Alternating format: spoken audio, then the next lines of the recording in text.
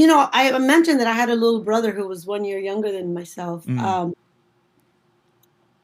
His name was Mike, well, Miguel Angel Ramos Jr., Mm. because my dad is Miguel Angel Sr. And so he got really ill about 10 years ago. He got really sick. And so my parents called me. I was in Chicago, and they said, your brother's very ill. He went in for a routine procedure to remove gallstones from his bladder, but things got complicated. Now they're intubating him. And I was like, what? No, no, no, no. This doesn't sound right.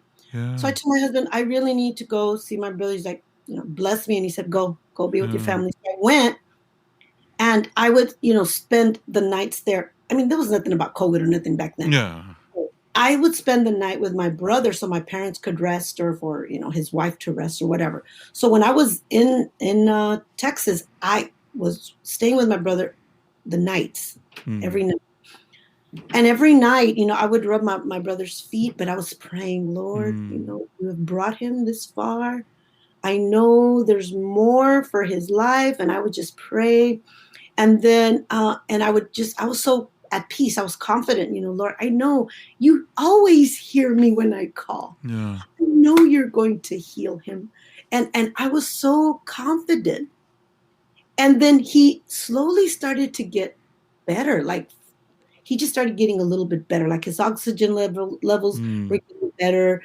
He started to breathe a little bit on his own. So I was so certain that God has heard my plea, my cry once again, like I was accustomed to, because we're homies like that.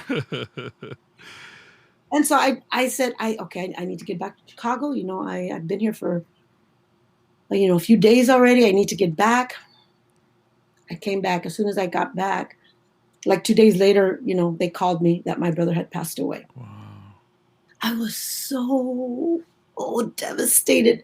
My parents were devastated. I mean, it was just a time in my life where I really felt that distance. Like, what, Lord? You and I had talked about this.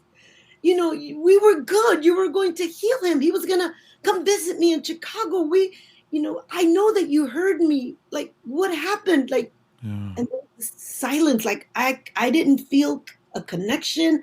There was a distance that I felt, and I, fell into what some might call depression. I don't really like to use that word, but I was extremely saddened, but mostly with God, because how dare you, you know what I mean? And how dare me?